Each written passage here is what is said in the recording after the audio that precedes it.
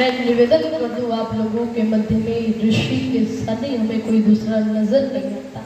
अच्छा, किसी में एक गुण हो, दो गुण हो, तीन गुण हो तो हम गिन सकते हैं, लेकिन जिसके अंदर गुणों का अथाह सागर भरा पड़ा हो उसको कैसे गिने हम। ऋषि दयानंद जी महाराज के इतने एहसान हमारे ऊपर हैं कि हम उनसे चाह करके भी ऋण नहीं हो सकते, और उनके जीवन में गुण भी इतने ही सारे हैं कि हम उन्हें चाह करके भी गिन नहीं सकते।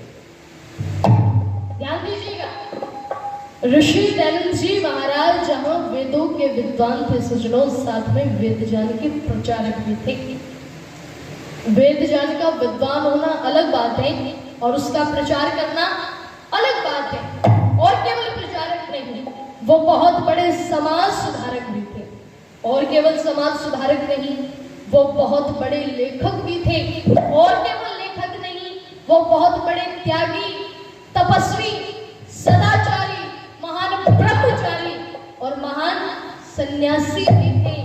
और एक गुण तो उनको दुनिया के लोगों से बिल्कुल अलग लगता है, क्या कि उन्होंने इस आर्य जाति के कल्याण के लिए, हिंदू जाति के कल्याण के लिए अपने जीवन में एक बार नहीं अपितु अनेकों बार विष का पान किया। और विष का पान कराने वाले जगन्नाथ को भी उस समय 500 रुपए देकर के भेज दिया था और कहा था कि तू चला जा, यहाँ से तू चला जा, वरना मेरे भक्त तुझको मार डालेंगे। इतना त्यागी, इतना तपस्वी, इतना दयालु, इतना सदाचारी, ऐसा ब्रह्मचारी और ऐसा सन्यासी कोई दूसरा हो नहीं सकता। इसलिए लिखी कवि ने पंक्तियां, बस समय भागा जा रहा है, मैं जल्दी जल्दी पंक्तियां बोलूं।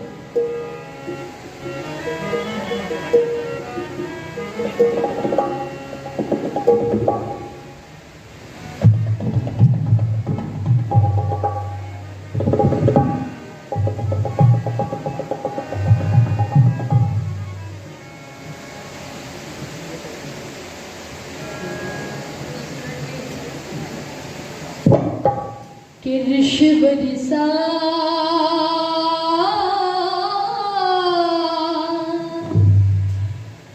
इस जग में,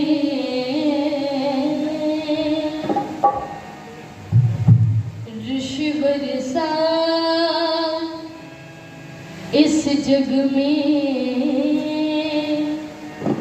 कोई दूसरा नहीं, कोई दूसरा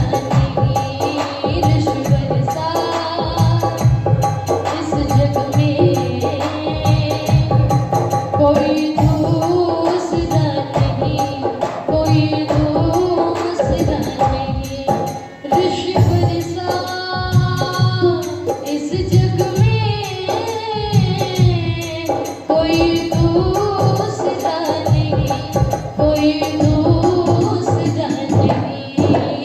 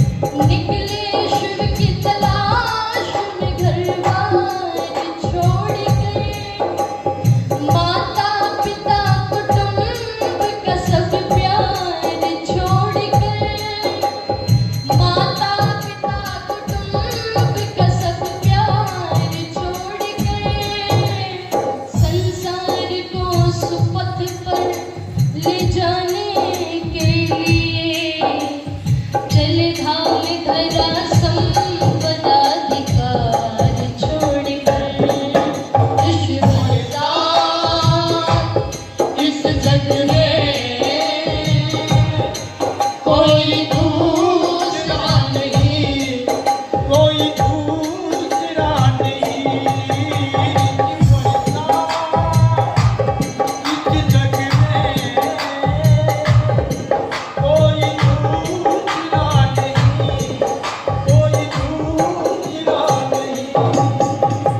लेके पता कौन किसको जगा दिया, लेके पता कौन किसको जगा दिया, संसार के उपकार में जीवन लगा दिया, संसार के उपकार में जीवन लगा दिया। आलस में पड़े थे, भूले थे अपना गौरव, उन भूले और भटकों को बिसन मार दिखा दिया। ऋषि बरसा इस जग में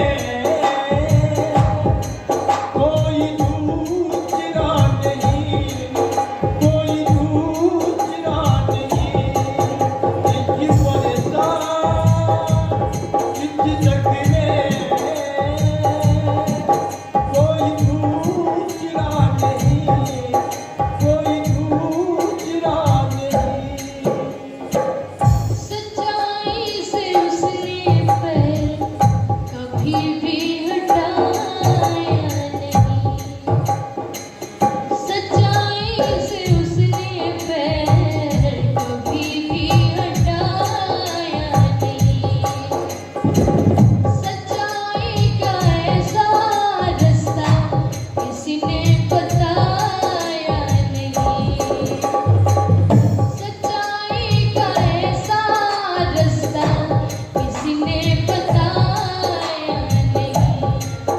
जीवन में सहे अपमान भी, कई बार किया दुष्पान भी, जीवन में सहे अपमान भी, कई बार किया दुष्पान भी, मधुर देश हृदय अंत में वो दे गया अपनी जान भी।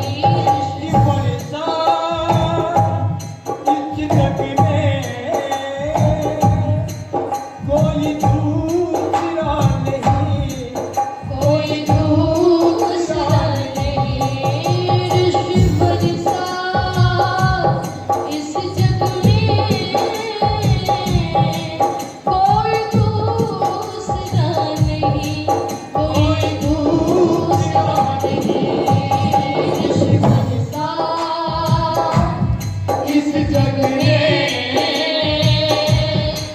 कोई दूसरा नहीं, कोई दूसरा नहीं, कोई दूसरा नहीं, कोई दूसरा नहीं, कोई दूसरा नहीं, कोई दूसरा नहीं।